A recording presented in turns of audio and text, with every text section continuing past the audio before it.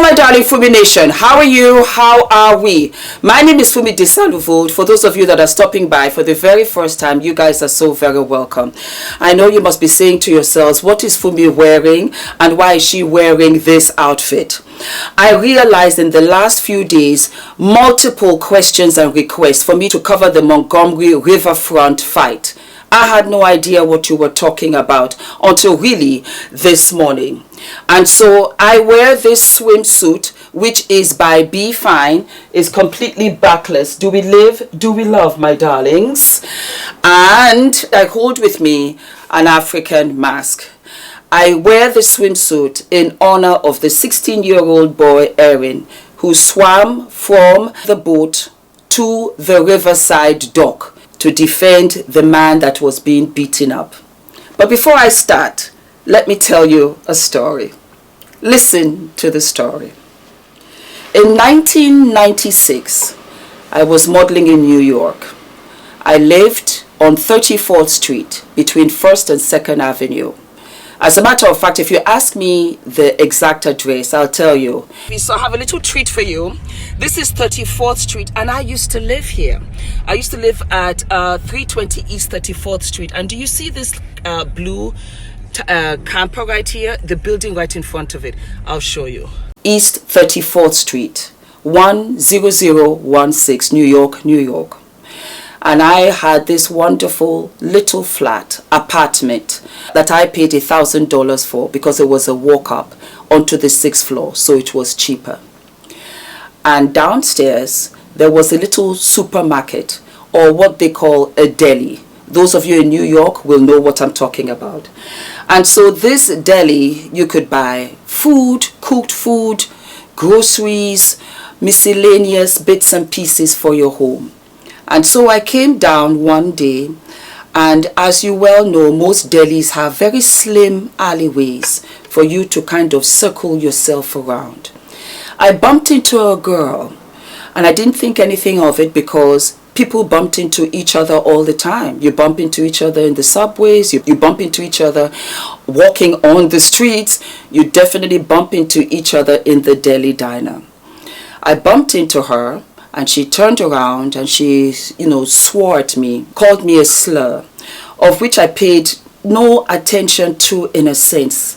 I just didn't. I thought she's grumpy. Some people can be grumpy. I really didn't, even though it was a slur. I just thought I'm above that. And so when I got to the cash register, she came up to me in a confronting fashion to continue with why I had bumped into her, and I apologized. Ladies and gentlemen, she slapped me across the face.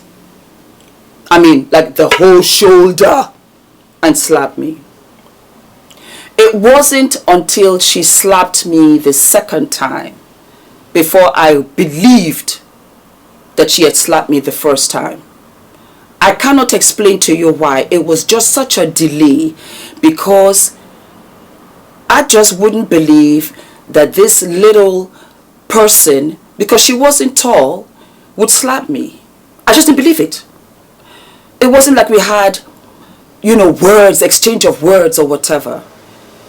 But what I realized, when I realized that I had been slapped twice, that she looked down on me, that I was black, she was white, and I had no right to talk back to her.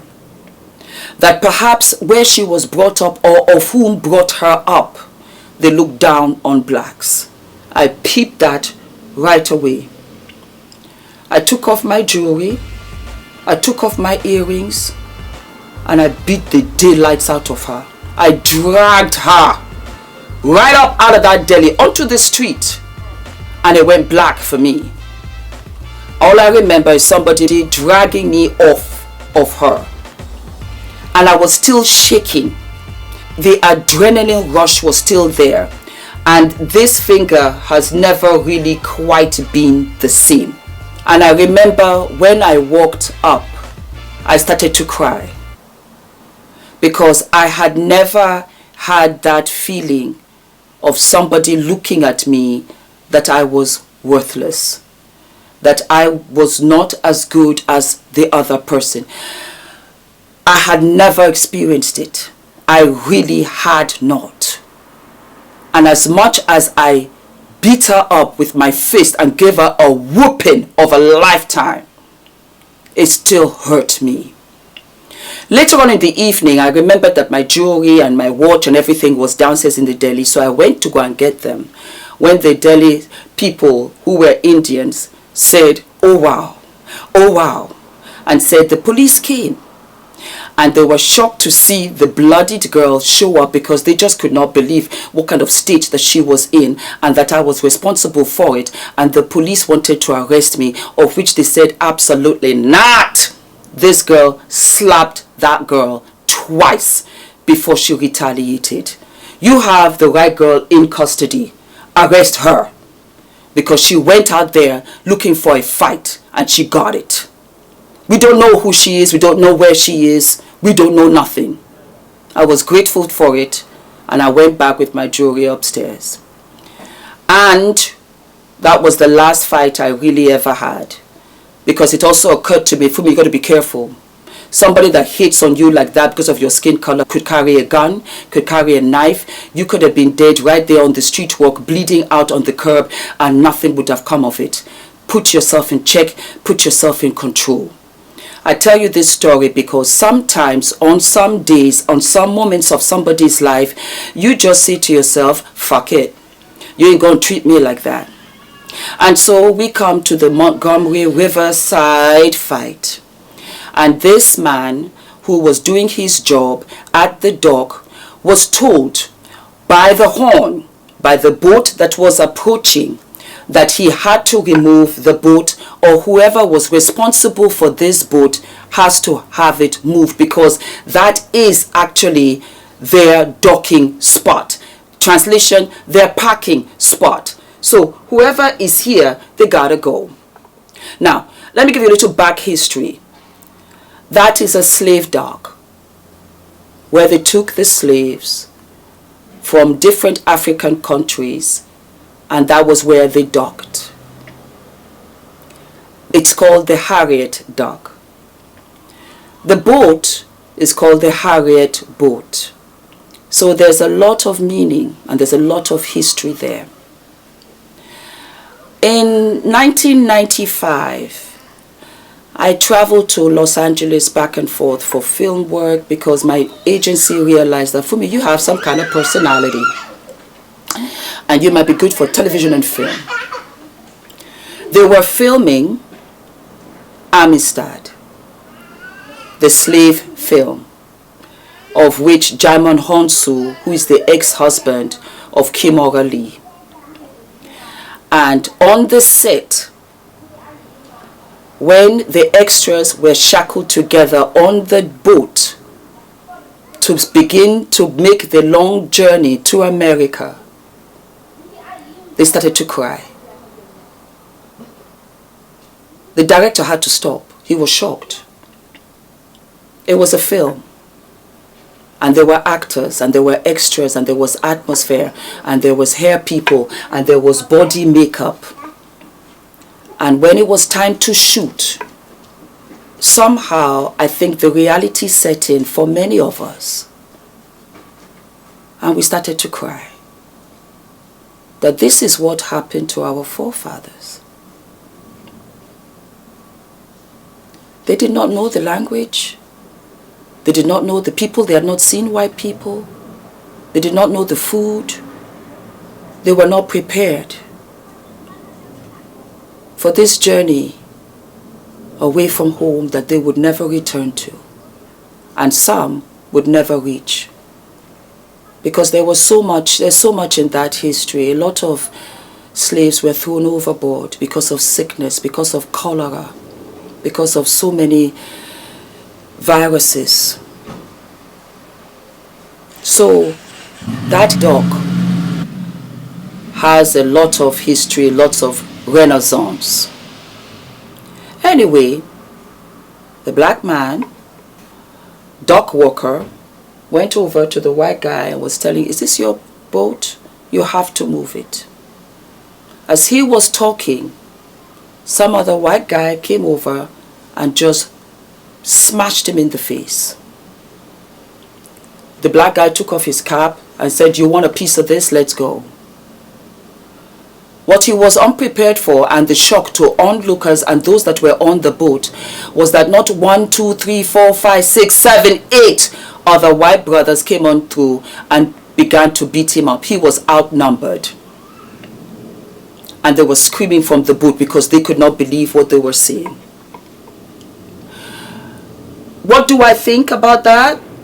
First and foremost, I'll never visit Alabama. It's too south for me, if you know what I mean. It's too down south. And I'm not going to go down that rabbit hole, but it's a little bit too down south for me. Anywho, I believe that my white brothers, I believe they were drunk. I believe that it was the weekend. They were drunk and they were unhinged. But you know what I say about drinking? It really brings out the true you. And remember, we are still traumatized and trying to heal over the death of George Floyd, who was killed in front of us. That's traumatic. And here we see something else crazy happening again. Well, to my white brothers, I just want you to know there's a new model. Nobody's going to sit back and watch. And hence my beautiful Erin, 16-year-old Erin, jumped in the water and started swimming. I lived for it. I want you to know, Africans, Black Americans, we've always been swimming. We swim, we are fishermen, we know how to fight in the water. We have the balance. Yes, we do. And our spears are underwater. For those of you that watch Black Panther, remember, they fight in water. Water is our friend. As much as we don't want that wig to be touched. If we really need to get in, we'll get in. And Erin did so. On top of which, whatever weight you are, think about carrying that weight up out of water. So what? I'm 150. Can you imagine me carrying 150 pounds out and then without a beat, take your shoes off, take your slippers off, and you're ready to fight? Say what? 16-year-old boy, he saw his father figure being beat up. The disrespect. And he said, "I'm coming." And of course, as you saw, it got into real chaos. The brothers came out. They came with the chair. They smashed Mama Sita's head multiple times. Bang, bang, bang, bang, bang. A couple went here, there. There was a woman pushing. You deserved it. You deserved it. You absolutely deserved it. I don't believe in violence, but I do believe in self-defense. Anybody comes at anybody crazy, self-defense. Even Ola said, "I'll swim." I'll swim. Our son is black. It's always a situation that we have to address, because it's always a situation that you give us to address. And all the men that they arrested, the black brothers out there that had the chair and beat the people over the head with, they've been released, to my absolute joy and delight. I am not racist. No, I just believe in right and wrong. That not one of these white guys stepped up to ask what happened. You just went in like, you know what, it was signed, sealed, delivered. You saw one of yours fighting with a black guy, so you decided, oh, he gotta be right, and you began to beat up on him. That's the kind of crazy mentality that this kind of brawl could have turned into a bloody bloodbath. Somebody could have had a knife. Somebody could have had a gun. And this would have gone all the way left. You say, oh, we're always talking about racism, this, that, and the other. But you give us the reason too. This was blatant racism. Blatantly. You went there and beat up the man that was doing his job. The ancestors were out there in droves. And they did what? They rose up from the ground, from the bloodshed, and said, not today. There's a new way we're going to start handling situations. So anytime when one of you come up out there with any funny ideas, we'll be ready for you. Because when push comes to shove, we should not treat our brethren like that. Black, white, blue, green, Indian, Asian. We should not treat each other like that. It should not be about race. You should not make it about race. And when you are told to move your boat, he doesn't care about your boat. It was an order that was given to him that he carried out. And you are mad? For what? What are you mad about? Because of an entitlement. Because you know what it is? The way I saw it, on top of which, that black people have been treated so shabbily for so long, and so many people have gotten away with it, that the guy did not see anything wrong in beating the black guy. He didn't see anything wrong with it, because that's how we are treated anyway. You don't have to tell me what you do. I can see what you do by your actions. You had the flagrant audacity to put your hands on that man, and he said, we're not having it today. And the brethren came all the way out and supported him. It's a good lesson. It's a very good lesson. And I hope you learned from it. Never to do that again. Go right ahead, my brothers. Do your thing. Keep tight. Keep close. And always look out for each other. That's the new model for today. Always look out for each other. I lived for it. It was fabulous. I support it. Anybody, self-defense, I support. Don't forget to like, to subscribe, hit the notification button, and I will see you guys sooner than later.